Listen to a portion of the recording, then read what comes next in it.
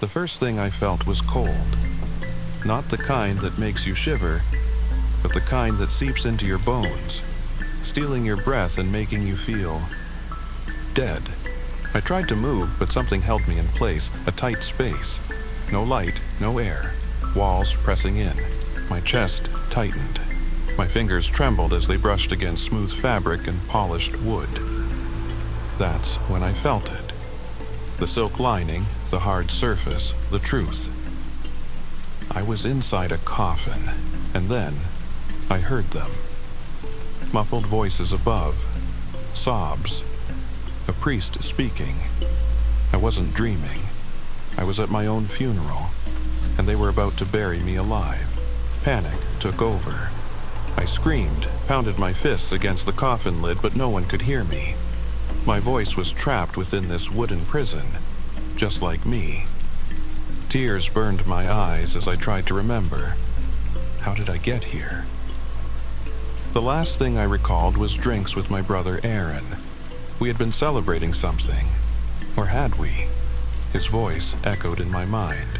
You always had everything, David. The perfect life, the perfect career, the perfect family. You don't deserve it. And then, darkness. Realization struck like a knife to the chest. Aaron did this to me.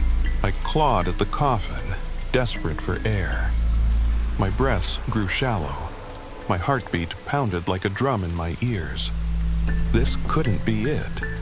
I couldn't die like this. Then, something changed. A loud thud, dirt hitting wood. They were burying me. No, I thrashed, kicked, screamed until my throat bled. But it didn't matter. The world above had already moved on.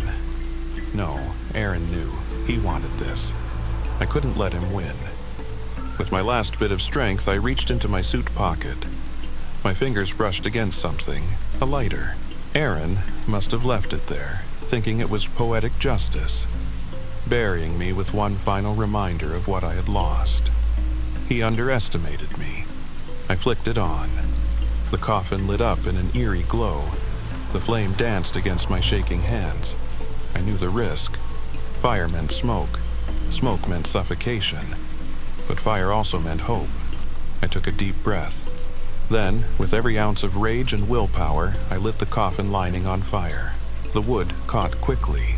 Smoke filled my lungs, but I didn't stop. I coughed, choked, but kept pushing. A crack, then another. Then boom! The coffin lid splintered open. A rush of cold air.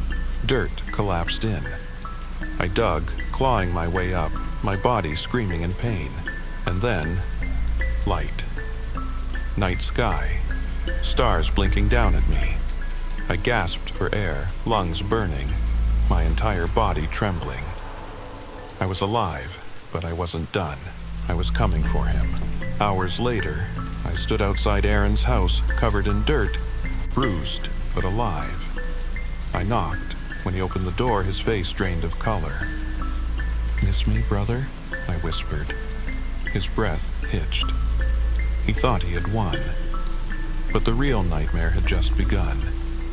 Fade to black.